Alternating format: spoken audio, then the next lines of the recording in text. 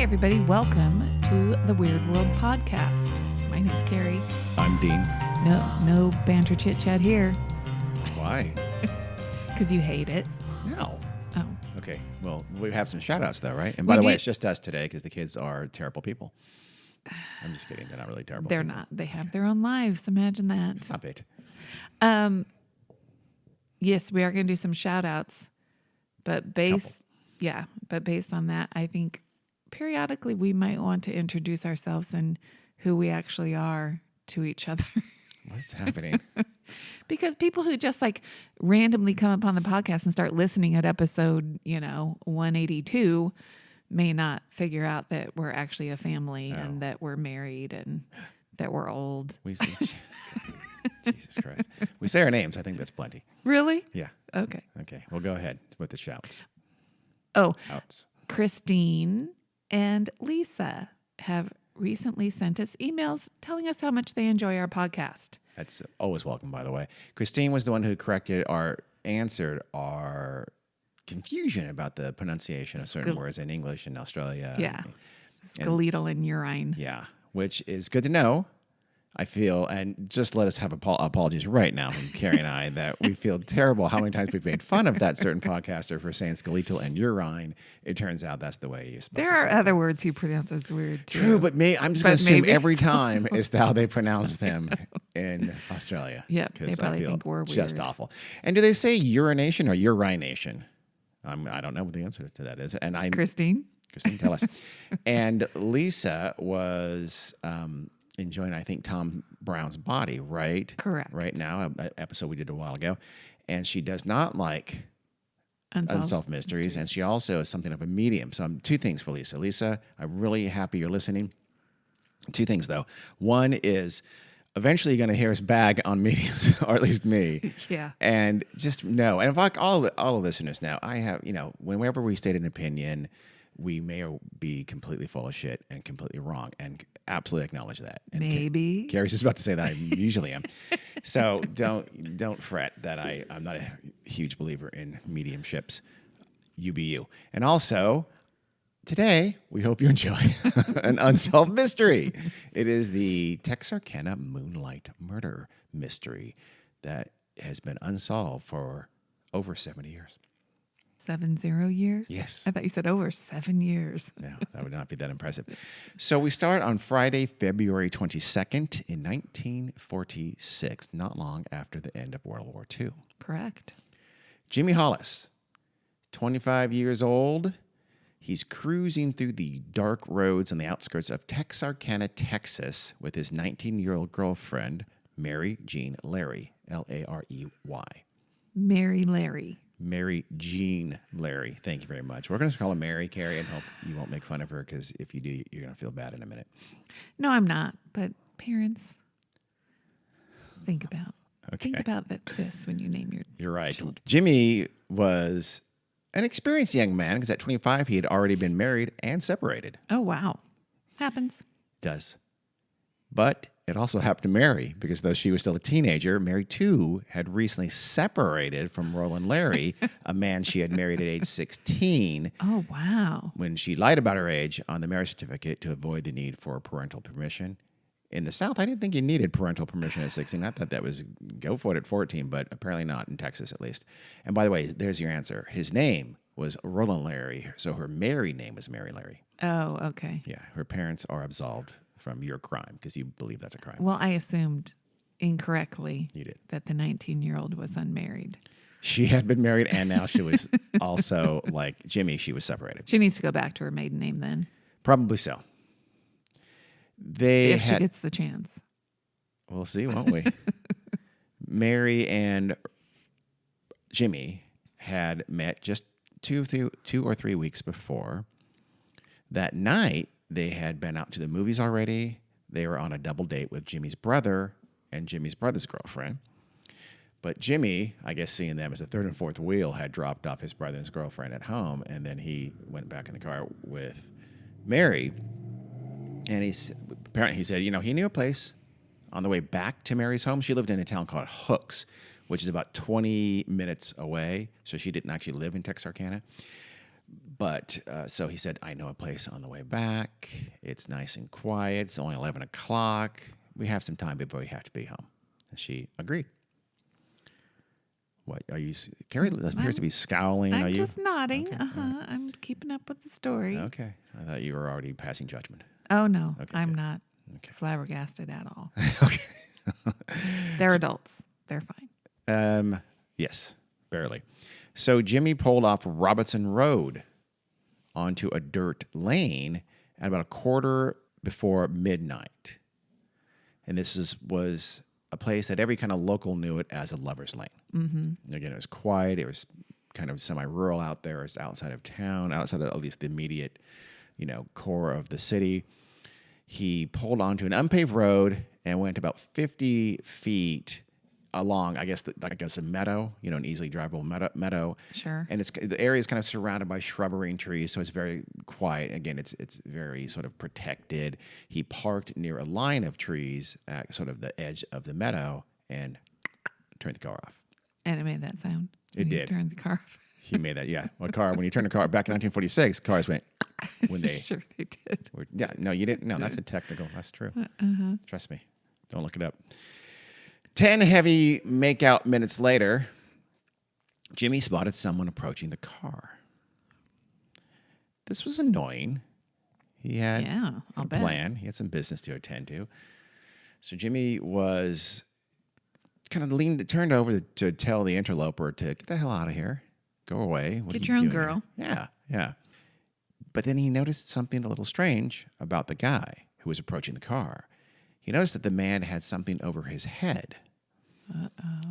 Some kind of a mask or something. Just some kind of a head covering. He couldn't tell at that distance. And again, it's nighttime. The man got closer, and Jimmy and Mary saw that it looked like it was a pillowcase or some kind of something like that tied over his head with eyes cut out. Oh, God. It's kind of like a kid's bad ghost Halloween costume, but under the circumstances, a little scary.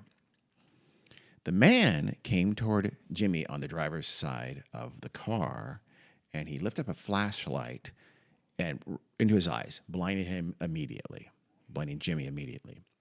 So Jimmy thought the man must have, like he thinks he knows me, was his first thought. That this guy, maybe he knows me or something like that, so he's just coming to check and make sure I'm who he thinks I am. Yeah. He's not, at this point, scared at all.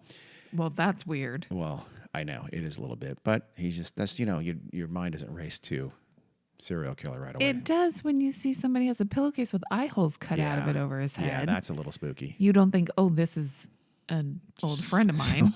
Yeah, well, Jimmy's an innocent. He did. So Jimmy, I guess, rolled the window down and starts to say something, and the man responds with, "I don't want to kill you, fellow, so do what I say." Yeesh. Now I'm sure Jimmy is disabused of the idea that this is just some friend of his. And that's also when they notice that the man has a pistol in his hand. Okay. So it's getting worse. It is. Yes. Yeah. The man told the couple to get out of the car. He wanted both of them to come from the driver's side door. I'm assuming they couldn't flee. So especially Mary couldn't flee. Yeah. The man growled for Jimmy to, quote, "Take off your fucking britches." Ew. As Mary begged him, just do what he says. Because at first Jimmy's saying, "No, I'm not going to do that." And so Mary says, "Just do what he says, and we'll get out of this." So Jimmy starts to remove his britches. When he lifts his head up from having done that, the man viciously smashed him across the head twice with the butt of the gun. Yikes. As hard as he could. Wait, for people who don't understand old-timey language, britches are pants. Yes, britches are pants. Old-timey, I don't know if that's the whole country said britches, or is that more for South or Midwest? I don't know. I never said the word britches in my life. Yeah. No. But, we watch old movies. Yes. Britches. Little House on the Prairie. I'm sure they said britches. Some versions. Yeah, because wasn't a nickname Little Britches? I have no idea. It was. Didn't watch it. Oh, you missed out. No, I I don't feel like I did. I'm sure we can find it on. I'm sure we don't need to. Old streaming service. Nope. So he hits him across the head twice with the butt of the gun. The sound was so sharp that Mary thought the attacker had shot Jimmy. So that's the Really? butt of a gun on his skull made that kind of a sound. Think about that. Wow. It fractured Jimmy's skull, and he was knocked out. He was unconscious. Oh my gosh. Yeah. She said that I learned later that the sound was his skull cracking. Jimmy is what Mary said later to police. Oh God. Naturally, she thought this was a robbery. Right. Mary. Yes, as would I. So she grabbed Jimmy's wallet in his pants there on the ground, and she showed him that, look, we don't have any money.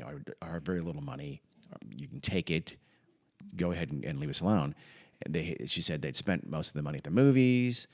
So, quote, it's from Mary. She said, I picked up Jimmy's pants and took his billfold out of his pocket. And I said, look, he doesn't have any money. But the man told me I was lying, and he said that I had a purse. But I told him that I didn't. Then he hit me. I thought with a piece of iron pipe and knocked me to the ground, but I managed to get up. It was likely, though, that the gun that the attacker had hit Jimmy with was the same weapon he used to hit her. Why he shot she thought it was an iron pipe is not clear. Or he could have hit her with the flashlight. It's possible, too. You're right. It was That like would a maybe big metal flashlight. Yeah, you're right. I just set a flashlight. And again, they didn't get a good look at the actual flashlight because it was in their eyes. But yeah, you're right. That's a good point. It could have been the flashlight for sure. Maybe it was. So he has a flashlight in one hand, a gun in the other, hits Jimmy with the gun, hits her with presumably the flashlight, if Carrie's theory is right. And pretty quick thinking on my part, I think. Damn, you should be a police officer. Yeah. I've often said you really should be like the chief of detectives for a major municipal crime unit. Sure. I'll start. No, you should. Going on monster.com. Okay. Experience, a lot of 48 hours, and a podcast. I think that's plenty. They'll scoop you up. Mm-hmm. She struck her on the head. She fell down, and the man shouted at her to get up and run. So she did. In a zigzag pattern, I hope. In a zigzag pattern, no. I don't think so. She just booked it, got the hell out of there. So she runs across the field that they're in, right? And she runs, I think, away from the road toward a ditch somewhere in the distance. And he shouts at her that turn around and run the other way. No idea why he does that. Strange to me. And everything I read is why did he do that? Yeah. I don't know why he does that. It's very odd. But he told her to run the other way. And so she did. There's another version of this, by the way, and which of course there usually is. And these things is amazing because you have contemporaneous newspapers and things like that, but all the sources tend to get multiple versions. This other version has the masked man knocking Jimmy out with the butt of his gun, like we said, at which time Mary immediately bolted. And Mary then spotted a car and etc. But her own testimony says that no, he hit her. She fell to the ground. He shouted for her to get up and run. He then told her to run the opposite way. So she did. She ran toward the road. Yeah. Yikes. She spotted a car there and she ran for that car. As she neared it, though, she saw that the car was empty. And so the thought has to come to her mind it's that his car. It's his car. Is this the attacker's car? So she just kept running right by it. So now he's out there behind her in the field. She's running along the road now past his car. And she says, quote, just as I got past the car, the man overtook me. The attacker had chased her down from behind and he knocked her to the ground again. So is he doing this for sport? Sounds like it. It does, doesn't it? It's not good. So why would you run the way he told you to run? Well, but if the way he told her to run was toward the road, that seems like this better place for her to run too, isn't it? I would think, not if she's trying to get away from him, because then he knows where she is. Well, I know, but still. I don't know. I don't know either. So he chased her down. He knocked her to the ground again. The man then used the gun to sexually assault Mary. Just, he was not a good person. At this point, though, headlights flash behind her. And that's when the attacker apparently said, better safe than sorry. So he smacked her across the face several times and fled. Whether he's trying to kill her, we don't know. Whether he intended to go back and kill Jimmy, we don't know. It's not clear, again, if he used the gun or the flashlight here for these last series of smacking her across the head with something heavy when when the headlights came and she's on the road. Right. So she gets up, she runs for her life, and the masked man is presumably fleeing behind her, presumably towards that must have really been his car, and he's getting the hell out of there.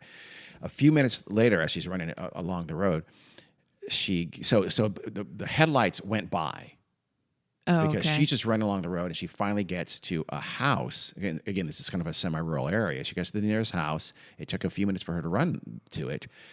So she knocks on the door, and she begs to let them use the telephone, and they do indeed let her in. So she's calling the police inside that house. Meanwhile, back in the meadow off Robinson in the Lover's Lane area there, Jimmy had regained consciousness. Mm-hmm. He wakes up, though, and doesn't find the killer there.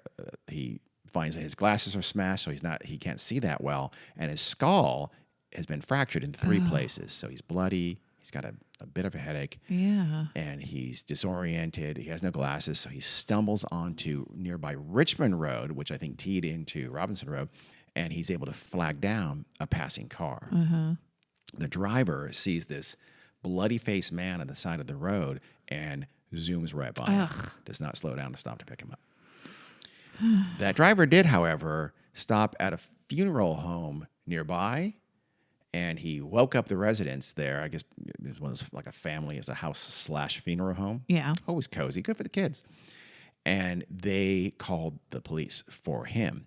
About 30 minutes later, the Bowie County Sheriff, W.H. Bill Presley, and 3 of his deputies got to the scene of the crime. They, by the way, were responding to the call from Mary from that nearby home, not the funeral home, which had come later. Okay. Okay. I can still tell you, things I read, it said it took about a half hour, and other things said it was not as long. But anyway, so the sheriff and some deputies, they get to the scene of the crime, and they find Jimmy there. So he had stuck around, or he'd come back. Remember, his car is there. Right. Mary is still with the family, though had made the call, but they're soon reunited. But of course, again, they find no man with a pillowcase over his head. Of course, they did find Jimmy's pants about 100 yards from his car. So apparently, he had picked him up and tossed them or ran them away. The assailant did before he left. I'm not sure why. Was he going to keep them as a trophy and just thought better of it and chucked them? It's not clear. Yeah. I don't know. But they found them well away from where he had taken them off. Both Mary and Jimmy were hospitalized for their head wounds. Mm-hmm. His were far more severe, though, and he needed several days to recuperate from the multiple skull fractures that he had. And several days? Several days, yeah. He was in the hospital for several days. He was bad. Yeah, I would think it would. I mean, I don't know. You think it'd be longer? Yeah. This is in England in the 19th century, Gary. He's not an upper-crust noble who spends months and months laid up at home because he had a severe fever and a slight cough. No, he has cracks in his head. Yeah, he does. Well, it's Texas. Yeah. Walk it off. The attack, by the way, had taken something like 5 to 8 minutes in total. That's it. Oddly, or maybe not so odd, given that the mask and all the adrenaline, the descriptions of the assailant differed between Mary and Jimmy. Yeah. Mary described the white sack, or the thing over his head with the cutout eyes and the mouth. Jimmy didn't get a great look at that because remember he was blinded fairly early on with the flashlight. Right. She got a better look at that. Yeah. She also said that she thought the man was black because you can see kind of around his eyes, around his mouth, Okay. and that he was a light-skinned black man. Okay. More weirdly, the police did not believe her about Mary saying the guy had been black. They thought she was lying. Very odd. You think they would have leapt on that and said, okay, there we go. Let's round up the usual suspects and hang somebody. No. They thought she was lying about it. They thought she knew her attacker and was protecting him for some reason. Oh, like an old boyfriend or something like that, yeah. Husband. Well, we'll see in a second. Because again, Jimmy, whose memory also was probably hazy from the attack, wasn't clear about the whole sack over the head part of it, but she was very clear, so they thought she made that up. And that she's claiming there was a sack of his head because then she could say, I didn't recognize him. And they thought she did recognize him. But still, I'm pretty sure Jimmy described in the glimpse he had from a little more distance in the dark that he did describe the man with a mask over his head. So it's not clear why they didn't believe her and him as well. But what they were really getting at was kind of what you just said. They thought that possibly it was her ex-husband, Mary's ex-husband, and they did indeed investigate him immediately, but they soon found that to be a dead end. And they also found that the split was completely amicable. The ex had a great alibi. It was just one of those things. They got married during the war. Yeah. They both saw that was a mistake. She was very young. He was very young too. And so they had a friendly split. no harm, no foul, and he had an alibi, so they dropped that. Yeah. But still, they would go on to believe she was lying for quite some time, oddly, even when the reason they thought she was lying turned out to be not true. When Jimmy was finally able to talk to the police, because he was in kind of a semi-coma for those few days, they were in for a surprise. Jimmy was sure the man was white. Oh. Quote, I think he is a white man, not over 30 years old and desperate. That man is dangerous. He's a potential murderer. The next one he gets will be killed. Evidently, he thought he'd killed me that night. I know he was crazy, the crazy things he said. I know his mind was warped. Jimmy thought the 2 or 3 vicious strikes to his head with the gun were intended to kill him, and that the guy thought he had killed him. It's not clear that's true. I mean, it's possible. That's very possible. But he could remember the headlights flashed. He got out of there in a fair hurry, so that may be why he didn't go back and finish him off, whether he thought he was dead or not. Yeah. Although if he was intended to kill him, why didn't he just shoot him? Yeah, that's a good question. That's a very good question. Yeah, I don't know. This is his first attack. It's kind of... Presumably so. Yeah, presumably at this point, you're right. Both Jimmy and Mary said that he was about 6 feet tall. That's about 1.8 meters, by the way. Jimmy admitted that he had mostly been blinded by the flashlight, so didn't get a great look, but he still felt pretty sure of his description for being of his height, his age, and his color. So the police had differing descriptions. They had virtually no real detail of what he looked like. No hair color, no nothing like that. Yeah. And yes, he had badly hurt this man, and he had assaulted this young woman, but he had not taken much of any money. So it's kind of like, They didn't really. After they found the alibi and they ruled out her ex-husband, they kind of let it go. Really? Yeah, it seems. I mean, there was not much of an investigation beyond that. Good God. No one knew it at the time, of course, but this was just the beginning of a reign of terror in Texarkana. This was the first event in a string of attacks that would leave the town terrified. It was later be called in a bad movie, the town that dreaded sundown. So arguably, it's an event that the town has never really fully recovered from. They still have moonlight murder days and things like that. What? It's Really? seared in the memory of Texarkana. Huh. Let's set the scene a little bit now for Texarkana itself. Okay. Because not long after World War II has ended, the country is still regrouping. There's a lot of soldiers haven't returned yet. They're in the process of returning and going back to base and not yet out of the whatever military service they're in yet. Texarkana is a city. It's actually 2 cities. It straddles the border of Texas and Arkansas. So Texarkana is a portmanteau of Texas and Arkansas, as Yes, you can it imagine, is. right? It's, as you might have guessed, there's a Texarkana in Arkansas, and there's one right immediately over the border in Texas. They're sort of twin cities. Well, that was bad planning. Well, this mostly takes place in the Texas side, in Texarkana. The one in Arkansas is about 13,000 residents at the time, maybe has 30,000 now. The one in Arkansas should be, I guess you can't do it, guys. Arkaxas. Yeah. Arkaxas. That- Ark. That's why they didn't name it that, Arkaxas. Carrie. You've just demonstrated why. No. Well, Texarkana isn't I kind of like it. mellifluous. Texarkana. I'm a Texarkansan. I like it. The Texas one is a bit bigger. It's about 20,000 people in 1946. It now has about 40,000 people. They effectively function as a single city, though, in a sense. In fact, there's a federal court building that literally straddles the 2 cities on a road, the border of the 2 cities. It's kind of in that hilly area of East Texas, and I guess that'd be West Arkansas. Never And been there. It's about 180 miles east of Dallas, Texas. How close is it to Little Rock? Less than that, but not real close. Little Rock is kind of central Arkansas. This is on the border with Texas. My grandfather was born in Little Rock, Arkansas. Was he now? Yeah. Weird, huh? Right. It is weird, yeah. You don't look like an Arkansan really very much at all. You've got all your teeth. Just kidding, Arkansas. I don't Joking. think they lived there for long. No, I don't either, even though I don't know anything about them. This 2-state town was a pretty wild place, by the way, at this time. Soldiers, again, were returning from the war. They had a little bit of money, had a lot of uncertainty. So it was a time to be wild. There's a lot of jazz and big bands, a lot of partying going on. Isn't that weird? But that was like, at the time, that was the thing that teenagers and young and 20-somethings, they listened and partied and got drunk to jazz and big bands. Yeah, doing all that swing dancing. Damn right they did. Crazy shit. There are some semi-secret brothels there, and booze was flowing. There's plenty to drink there, and there's also quite a bit of crime downtown. The suburbs, though, were pretty, God-fearing family neighborhoods, quieter. These beautiful tree-lined neighborhoods. Again, this is pretty country. It's hilly. It's very, very forested in most of it. Yes. You had that look. No. Okay. Got no looks. And, of course, it's a very typical sultry southern climate.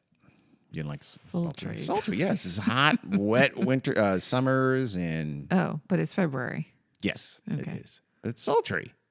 Not February, it's no, not. maybe not. I grant you. But I'm going to say, generally speaking, the Texarkana climate is sultry, and I stand by that. Meaning hot and humid and everything's sticky. Sticky. Very sticky, yes. I'm not a fan. Nor am I. Although I do love the barbecue. What? Oh, no, I was going to say Southern women have good skin but bad hair. Wow. They that do. Sounds like a gross generalization. B, No, something. it's good. Humidity is really good for your skin, but it can cause your hair to be frizzy. All right. That's good to me, know. it would cause my hair to just be flat and limp. Okay. But my skin would be great. Okay. Your skin's great anyway. Well, thanks. This was where the man who would later be called the Phantom Killer or the Phantom Slayer or sometimes the Moonlight Murderer or the Texarkana Moonlight Murderer. He has various names, but he would stalk his prey and terrorize these two cities. Most of the murders would take place on the Texas side, but again, they're twin cities. They're right next to each other, and it just absolutely shut them down. We'll hear about that in a bit. Right now, though, it took this creature out there hunting people about a little over a month to begin stalking anew. It was Saturday, March 23rd, 1946. Richard Griffin, age 29, and Polly Ann Moore, age 17. Wait, how old was Richard? 29. Are they together? They are together. They are an item. They had dinner with Richard's... This is not okay. She's a mature 17. She was said to be feisty. She had a head of her own.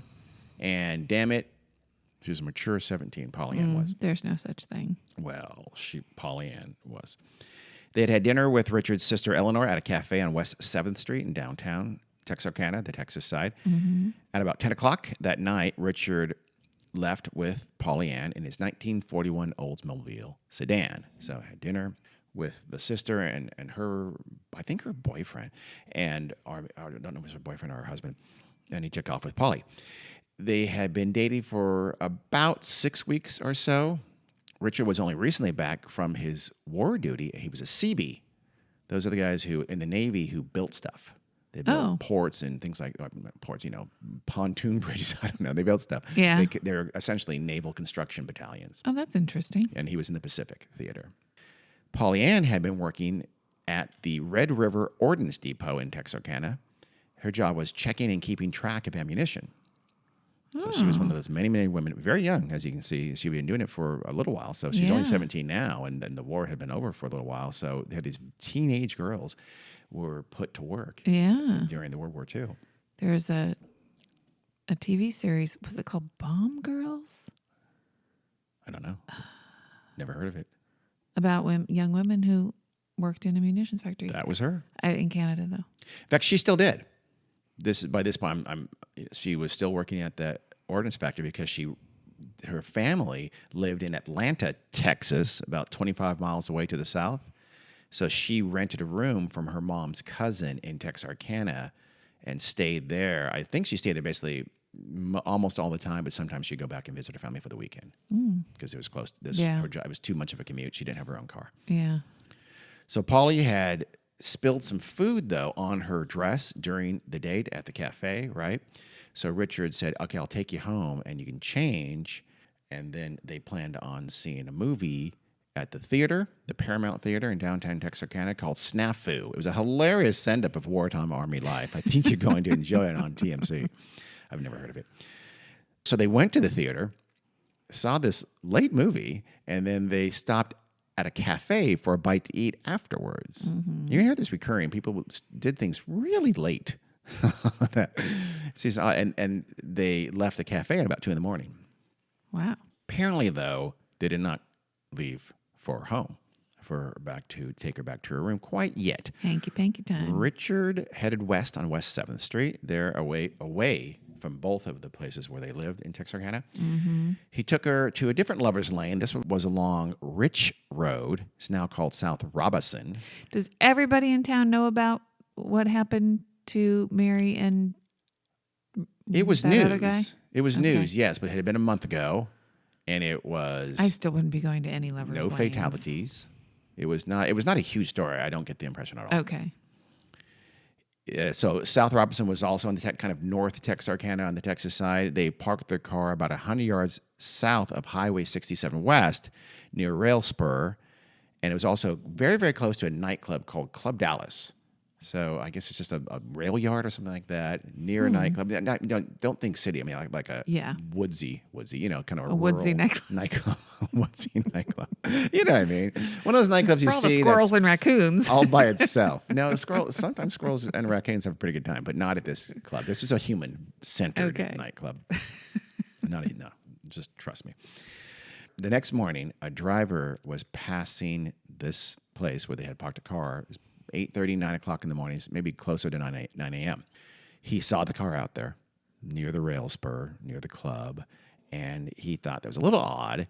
He thought maybe someone had passed out in the car, or maybe they had become stuck in the mud because it had been raining really hard the night and the morning before. So the motorist, it's not clear if he drove over. He didn't look, but he drove near it and became suspicious that there was no sound from the car and that it was just kind of sitting out there by itself in this area with nothing around it. So he called the police, and then he continued on his way and went to work. The police arrived, and they did not find anyone sleeping or stuck. They found Richard and Polly Ann both dead. Oh, God. Richard Griffin was on his knees between the two front seats of his Olds, his head on his hands on one of the seats. His pants were down around his ankles with the pockets turned out. Polly was found face down on the back seat. Okay. Is that clear? Yeah. Both had been shot twice. Clearly once in the back. alarming. Yes. Once in the back and once in the back of the head. Both were clothed. Though, again, Rich's pants were down, but otherwise he was clothed. And she was completely clothed. As with Jimmy Hollis, though, it seemed that the gunman had ordered Richard to take his pants off. Which is weird. Well, my guess is he did it to neutralize him a little bit. I mean, the male is the more likely to fight back and to be resistance. So you make them do something that throws them off, or it's hard for them to run after you or something like that if they have pants around their ankles. That's my guess. Well, but I thought he told Jimmy to take his pants all the way off. He did. Not just pull him down. But his Richard's pants were still on. Yeah. There was also a blanket on the ground outside the car. And I've heard a couple different versions. One version has the blanket just a little bit outside the car. The other has it about 20 feet away. Mm-hmm. But they'd put a blanket down. Okay. Blood was congealed near the blanket. And this told the police that they had been there, that the couple had been on that blanket when they were set upon by their attacker. The police believed that Polly had been shot at the blanket, and then her body was dragged back and thrown into the back seat of the car. There was, again, the pool of blood by the blanket they thought was hers. Okay. Griffin, they weren't sure. They weren't sure if he had been shot outside and dragged into the car where he was, or more likely he was forced to kneel and been shot there inside where he was found.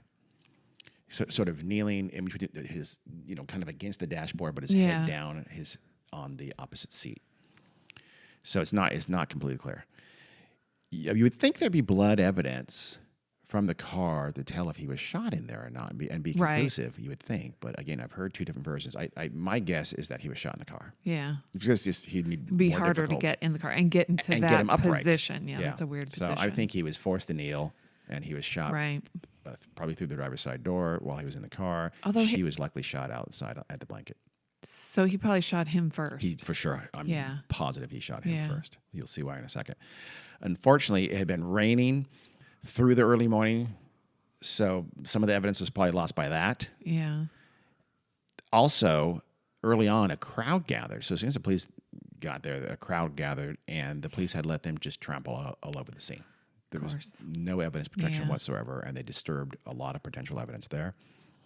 One of those curious civilians had found the key to Richard's car about 50 feet away, and it appeared to be sort of stomped into the ground. Oh. So the killer took it away, a little bit away, stomped it in the ground to hide it or what? I'm not sure. Or I don't know. Or that seems why? odd. Because Yeah, they weren't going to be using it. they weren't. I don't know. It could have been to make sure they weren't able to use it if he hadn't killed them yet, maybe. Yeah. Or was he just if he's just trying to hide it, you think? I guess there wasn't any brush around, so that was the best he can do to hide it, and he didn't want to be found with it if just on the off chance somehow he's pulled over or something like that. So Yeah. I would guess he was trying to hide it. There were also bloodstains on the running board of the car that had flowed into the car and on the floorboard through the bottom of the door. So again, I think that would tell me that he was shot Richard was shot inside the car. Again, Yeah. The only reason I'm not saying that with absolute certainty because nothing I read says there's a couple of versions of it, and there's an indication that the police were not completely sure where he'd been shot. There was a spent .32 shell near the car of a .32 caliber weapon, likely from a Colt pistol. The police thought the gun had been wrapped in a blanket when it was fired, presumably to muffle the sound. I'm not sure how they thought. I don't know, they found copper fibers on it or something like that. I've just read that they thought it maybe was wrapped in a blanket, and it's likely there's probably because they weren't sure if there's anyone still in Club Dallas. I mean, this was late enough for Club Dallas is probably closed, but who knew if there was someone still in there? Yeah. The bodies were embalmed before the FBI could become involved, right? And even the Texas Rangers. So it's not even clear if either body was given a formal autopsy. There is debate still if either was sexually assaulted. So rumors at the time said that Paulie had been sexually assaulted, but more recent investigations have left this in doubt. Yeah. You'll hear some versions just flat out say Paulie Ann was raped. This is not clear at all. And then again, because her body was embalmed early on, we'll never know. Paulie Ann also had been buried with the bullets still in her. So the coroner or the police did not remove the bullets from her body before they buried her. Very strange. A Texas Ranger named Jimmy Gear was brought in here at this point to help with the locals in the case, and he was just disgusted. He was disgusted that they'd let the evidence be trampled over. He was flabbergasted. They had buried her body with the bullets. Luckily, Jimmy had not been... I'm sorry, Richard? Richard. Yeah. Luckily, Richard had not been buried yet, so they were able to get the bullets from his body, and they found they were also .32 caliber bullets from an automatic or semi-automatic pistol, probably a Colt, which is a very common weapon at the time. So it didn't help a whole lot in that regard at all. Right. There was no sign of robbery, and again, possibly no sexual assault, but there could have been sexual assault. The police found no evidence of anyone holding a grudge against Richard or Paulie Ann. There was no apparent familial concern that this 29-year-old Richard had been dating 17-year-old Paulie Ann. So there's just no evidence that any kind of a targeting in this murder. Did they connect it to the earlier one immediately? Not really. Wow. Yeah, I know. The response, though, was pretty overwhelming. The city police, the state Department of Public Safety, the two county sheriff's departments on either side of the border all began an investigation. They were joined by the FBI not too long later. And within 3 days, law enforcement had interviewed 50 to 60 potential witnesses, many from the Club Dallas. I guess it was sort of letting out. They had interrogated those folks, and they put up a $500 reward for any information. They chased down 100 leads, but none of them checked out. So pretty quickly, the case had gone cold. Yeah. Mary Jean Larry, she heard about this event in Oklahoma, where she is now living, and she immediately went to Texarkana, and she told the police she was sure that this attack was related to the attack upon Good her. for Mary Larry. The police scoffed. Oh, my God. Said, "You're crazy, girl." And besides, remember, they thought and still thought that she'd been lying about knowing her attacker and that maybe she's just trying to, Right. cloud it there in that sense.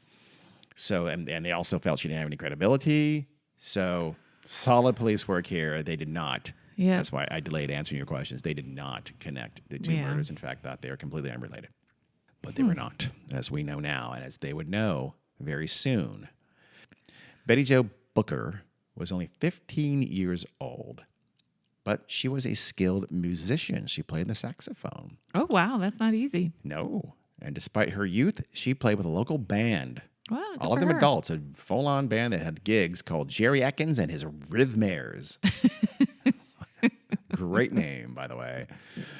A lot of musicians were still overseas, or they were still in the army or what have you. And so Betty Jo was an integral part of this band. She played all their gigs. Yeah. They regularly played to the early morning hours. Her mom let her play because the band leader, Jerry Atkins, was almost like an older brother to her, and he always made sure she got home safe. Every time they had a late night gig, and she wasn't worried at all about her playing with these bands at these clubs until 2 in the morning. And often they would finish. She would always take her sax home. So Jerry would drive her home. She'd drop her sax off with her mom, tell her mom, and she'd either stay home or sometimes she'd go back out because they were meeting at a diner. The whole band would, talk about the night and stuff like that, and split up the earnings, and she would go out with them. But Jerry always made sure she got home safe. By the way, Betty Jo, a little bit of background on her. She had won the coveted Miss Tiny Texarkana title at age 3. Oh. Because in the American South believes this is a healthy and appropriate thing to have. To this day. Horrifying. So I'm sorry, South, but really seriously. And I guess who else did they have? It doesn't only happen in the South. You're right. It happens all over the country. Super, super creepy and unhealthy. 3 years old. Miss Tiny Texarkana. That's just so wrong in many, many ways. On Saturday night, April 13th, 1946, the band had a gig at the Veterans of Foreign Wars Club near downtown Texarkana. It was on West 4th and Oak Street. On this night, though, band leader Jerry Atkins was not going to have to give Betty Jo a ride home because her friend, Paul Martin, 17 years old, was 16 or 17. I've seen both, 16 or 17. Let's say he was 17. He was going to come get her. He's going to come fetch her, and he'd be responsible to take her home. He and Betty Jo were old friends. He had grown up in Texarkana.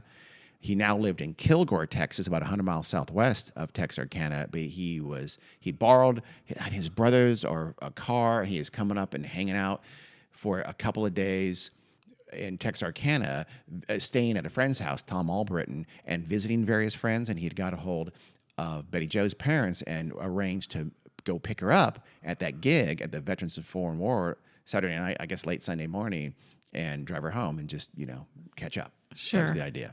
He was visiting. They had been good friends in high school. Mm-hmm. So, okay, she's 15. Yeah. She was 16 or 17. I know. I think he was just a grade ahead of her, I believe. I'm making that up, but I'm assuming so. Yeah. But he got there. Paul got there about 1:30 in the morning, and the gig was nearly over at the Veterans of Foreign War Club. So Paul and Betty Jo chatted with the band for a little bit after the gig was over, and they left about 2 in the morning. Paul was supposed to drive Betty Jo to her house to put that precious sax away and also check in with her mom. And they had told her mom earlier that they were going to go out after that.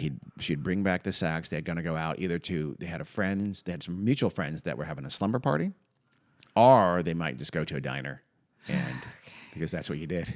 I get at 2 in the morning.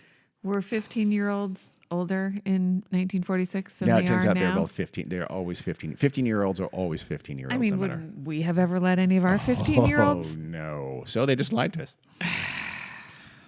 So that's fine. But instead of taking her home, Paul convinced Betty Jo to go to a quiet road by Spring Lake Park, which is up in the northern part, again, of Texarkana, Texas, which was at this time still pretty semi-rural, just a few homes here and there. There's a few homes and a lot of quiet in this part of Texarkana at the time. We know what's going on there. Mm-hmm. It's another lover's lane. It's the third one.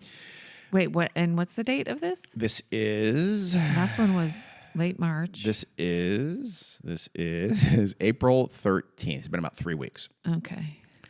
Betty Jo's mom woke up early in the morning later on, and she realized Betty Jo had not come home to Yep. bring her sacks like she always did.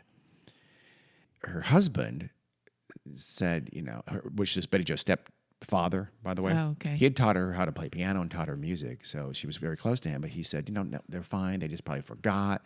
Don't embarrass them by calling around, and just they'll be home soon. Don't worry about it. But she kept waking up, and she finally said, screw it. And she called the slumber party house, Yeah. and they had found out that Paul and Betty Jo had never been there. Ugh. So she's freaked out there. She's terrified.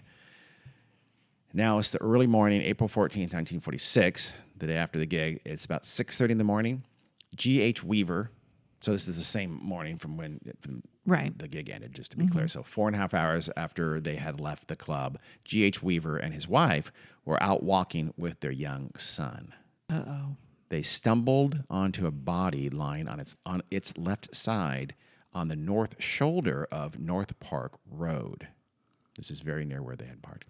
Both Sheriff Bill Presley of Bowie County and the Texarkana, Texas chief named Runnels answered the call that was made when this body was found. In fact, they had been having breakfast together when the call came convenient. in. So they both went out there with some deputies and some cops, and they found a trail of blood and some congealed blood on a fence on the opposite side of the road where Paul's body was found. Okay, so they assumed, or they guessed, that he had been shot on that side of the road and had crawled across the road before he died. He had been shot through the nose, in the hand, through the left third and fourth rib, and then in the back of the neck. So defensive wounds, frontal wounds and then fallen down, kill shot in the back of the neck. And then he'd bled out on the opposite side of the road. Wow. They shut down the scene effectively this time to prevent a redux of what had happened previously at the Griffin Moore scene. They also found, in addition to the blood, they had found the tracks of a man along the tracks, smaller tracks. So I'm guessing that it was the man chasing down Paul, and Paul's were the smaller tracks. He's very young. That's my guess. I've not read someone say that outright. But and the larger tracks were the tracks of the killer. Right. But they lost the larger tracks, in the brush nearby. They couldn't follow him anywhere. Mm-hmm. The police soon found out, though, that Paul had been out with Betty Jo, and he'd picked her up early that morning. So at first, they come upon the scene. That's it. It's just this him. kid was killed. Yeah. They didn't know. They should be looking for someone else as well. But they find out pretty quickly. So the search was on immediately for this teenager out by herself. They didn't know what had happened to her. Maybe she was kidnapped. So the sheriff actually started picking people out of a crowd starts. Yeah. And he starts picking people that he knew and he trusted, and said, go out and look for Betty Jo. Here's a description of her. Get out there. Okay. Soon the search was citywide, and various people were out there searching. Joining the search was the Boyd family and their family friend, Ted Sheppy. So they started walking around looking for any sign. And it was that group that found Betty Jo around noon, almost 6 hours after Paul was found. Her body was about 2 miles, 3.2 kilometers, to the north of Paul's body on Fernwood Drive. Her body had been partially hidden behind a tree. That's why it took so long to find her. She was clothed. She was lying on her back. Her right hand was in her pocket of her coat, and it was still buttoned up, or it had been rebuttoned. We don't know, but it was buttoned. Yeah. She had been shot in the chest and in the face. Wow. She, like Paul, had defensive wounds that indicated she had struggled with her attacker. So again, Paul had the defensive wound, so does she. As with the previous attacks, the weapon used was a .32 caliber automatic Colt pistol. And this time for sure, Betty Jo had been raped. Wow. Notice, though, these are bodies being found, right? Yeah. Where's the car? Paul's 1946 Ford Club Coupe was found 3 miles, about 4.8 kilometers, from Betty Jo's body, which is about 1.5 miles or 2.5 kilometers from Paul's body. So none of them were in the same place. They were all well away. The killer had left it just outside Spring Lake Park, and the keys in the ignition. It was not clear how the car had gotten there. Yeah. but it's likely the killer drove it there after disposing of his victims and walked to his own vehicle. So he must have, I presume they were in Spring Lake Park. They had parked at Spring Lake Park for some necking. Yeah. And he must have taken them both, obviously, at one point. He presumably killed Paul first. Did Paul bolt out of the car and try to run away? And when he shot him, possibly. And then whether he had tied up or what have you with Betty Jo, he still was able to control her. And he took her to a different location, raped her, and killed her, and then took the car back to Spring Lake Park, where he must have parked his car not too far away so he could walk to it. Does that make sense? Yeah. Okay. Autopsies indicated that both victims had, as I mentioned, fought their attacker, but it was not clear who had been murdered first. So I'm guessing on the sequence I just said. Yeah. Family and friends could not think of any enemies that the two had had. No one came to mind for, these people wanted to do them harm. At first, Betty Jo's saxophone was missing. It was not found. So they thought, they probably didn't think this, but you might think, had the murder taken a trophy? This is before the whole serial killer idea was existing and the whole idea of trophies, but you'd think that. It was found, however, 6 months later, on October 24th. It's still in its faux leather case. It had just been hidden in some brush very near to where Betty Jo's body was found. So like the keys... Okay. He had tried to hide those. He had hidden the saxophone. In this case, he had hidden it quite well. It wasn't found for 6 months. Why? Why not just leave it in the car? That's weird. That's a good question. The reward went up to $1,700, and there was a little bit of hard evidence here. There was the bullet casings again from the .32 caliber pistol. There was the fact that Betty Jo had been raped, and there were some fingerprints found on the steering wheel of Paul's car that were not from Paul or Betty Jo or anyone else that had access to that car. Right. All of this evidence, though, was kept mostly from the press, including the fact that she was sexually assaulted. Also kept from the newspapers was the fact that the police quickly matched the casings from these murders to the earlier murders. Yeah. So they now know that they were dealing with a repeat killer. Let's talk about the investigations and rumors a little bit. After the killings of Betty Jo, Booker, and Paul Martin, the rumors that went nuts, right? It was Texarkana was terrified. There was a murderer in their midst, and there was no sense of again, a serial killer in the popular psychology, but they just felt threatened and felt like there was some kind of a repeat killer who might act again. Herbert Wren, he was 11 years old at the time and living in Texarkana. He would later speak to this change that overcame the city and said, quote, "It changed our community overnight. Before that, youngsters never felt threatened or uncomfortable anywhere. Now young people were in potential danger at night almost anywhere." The Miller County Deputy Sheriff named Tillman Johnson later said, quote, "We were constantly getting calls, mostly at night, about prowlers. People would call about any noise they heard at all." Yeah. I'll talk more about this later, but it was nuts. And the press helped a lot because they called the killer the Phantom Killer or the Phantom Slayer. It appeared that the Phantom Killer name appeared in a headline by the Texarkana Daily News on April 16th. And others just called him simply the Phantom. So the allusion apparently was to his ability to escape the police. So not surprising, this ratcheted up fear in the town because they gave him this sense of hopelessness. Like, we have no chance. The police can't catch this guy. He's a phantom. He's uncatchable. That some master criminal was in their midst and beyond the reach of the police and the city and state authorities. So they were terrified. A description of the perpetrator came from the initial victims. Now, you remember Jimmy Hollis and Mary Jean Larry. But remember, those were vague and conflicting. The whole 6 feet tall, either light-skinned black man or a tanned white man, maybe 30-ish years old, wasn't helpful at all. After the murders of Betty Jo and Paul Martin, the local authorities asked the Texas Rangers in for help formally, and they sent this semi-legendary lone wolf Manuel Gonzalez. He was this handsome, very media-friendly detective, very confident in his own skills. He had 2 pistols on his belt and was said to have killed over 75 men during his storied career. Of course. He would hold countless press conferences during this entire time of the investigation. He even told one reporter that his nickname of Lone Wolf was because he, quote, "went into a lot of fights by myself, and I came out by myself too." Oh, so God. he was a clown. And he was very clearly more interested in his own reputation and his own legend than he was in catching a killer. I'm sure he did want to catch the killer, but he didn't. Yeah. So the police thought they were dealing with this master criminal, right? Captain Gonzalez said, quote, "He was a shrewd criminal who had left no stone unturned to conceal his identity and activities. He was a, quote, cunning individual who would go to all lengths to avoid apprehension." No shit, Captain. Like every other criminal. Come on. So again, you're playing up, though. The guy you think you're going to catch, you're playing him up as this genius criminal. You know, I'm sure he loves the fact that the newspapers are calling him the Phantom, because he's going to catch that Phantom. Yeah. The police also believed he was a sexual pervert of some kind, even though they were not telling the public that he had raped Betty Jo. Right. But remember, he had also assaulted Mary. A majority of the 47 officers that were eventually on the case agree with this, that he was some kind of a, quote, sex maniac and was a victim of sex mania. One of the officers stated, quote, "I believe that a sex pervert is responsible."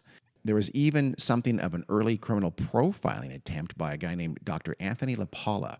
He was a psychologist at the federal penitentiary in Texarkana. He thought the perpetrator would continue to attack, that he planned his attacks carefully, and that all the murders now, and there'll be more in the future, were the same person. So he felt this was a serial killer, what we now call a serial killer. He guessed that the killer was in his mid-30s to 50s, motivated by sex, was sadistic, but also shrewd and would ultimately be difficult to catch. He might also be leading a perfectly normal life and could be anyone's neighbor, totally unsuspecting that the person who lived next door to you was this murderer. Mm-hmm. He also, by the way, cleared all black people because he felt that, quote, "In general, Negro criminals are not clever." So there was that guy, Dr. Idiot Anthony LaPaula. I mean, this is one of the first cases I've ever read about. Well, he's criminal, what we now call profiling. Yeah. And it's about as useful as profiling is now, in my jaded opinion of that. False alarms brought panic. One group of boys got their car stuck in the mud on their way back home to Texarkana. And when they dragged their muddy, tired selves into town the next day, they found the police in full search mode for them all over town.